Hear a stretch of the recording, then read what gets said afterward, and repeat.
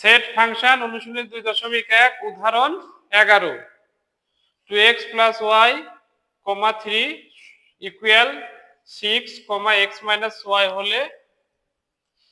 হলে x y এর মান নির্ণয় করো। ক্রমজোড়ের শর্ত অনুসারে প্রথমটার সাথে প্রথমটা সমান। এটা প্রথম, এটা প্রথম, এটা দ্বিতীয়, এটা প্রথম, এটা দ্বিতীয়।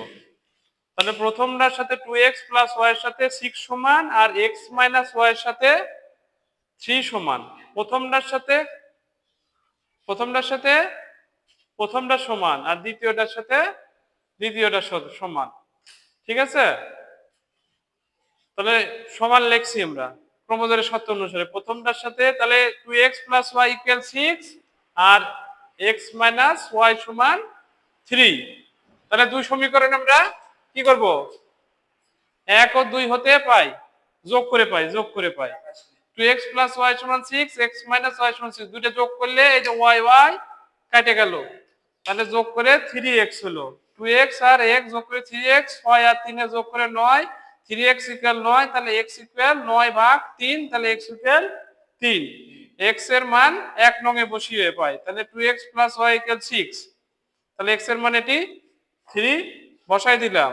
তাহলে 3 দুগুণ 6 প্লাস y, তাহলে এটা পক্ষান্তর করে হলো মাইনাস, তাহলে এটা মাইনাসে 0 হলো, 6 মাইনাস 6 0, তাহলে y এর মান হলো 0। x তাহলে xy ইকুয়াল 3 আর 0।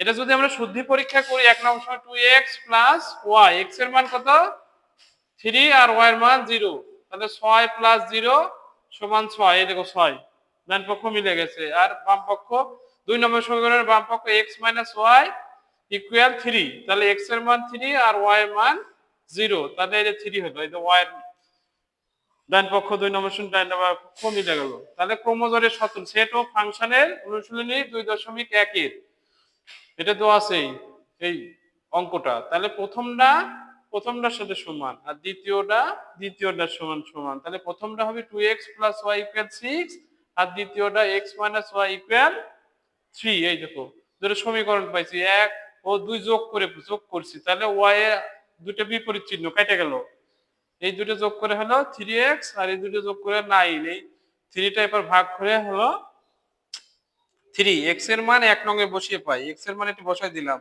তাহলে 3 দুগুণ 6 প্লাস y, এটা পক্ষান্তর করে দেয়া হয়ে গেল মাইনাস, তাহলে 0 হলো, তাহলে xy ইকুয়াল 3 আর 0। এটা শুদ্ধি পরীক্ষা করছি 1 নং সমীকরণে 2x প্লাস y সমান 6, তাহলে x এর মান এটা 3 বসালে 3 দুগুণ 6 আর 0, তাহলে 6 হলো। আর 2 নম্বর সঙ্গে x মাইনাস y ইকুয়াল 3, তাহলে x এর মান 3 বসাইছি, y এর মান 0, এই যে ডান পক্ষ 3 মিলে গেছে। খুব গুরুত্বপূর্ণ অঙ্ক, এই ধরনের অঙ্ক এই নিয়মে সমাধান করা যাবে।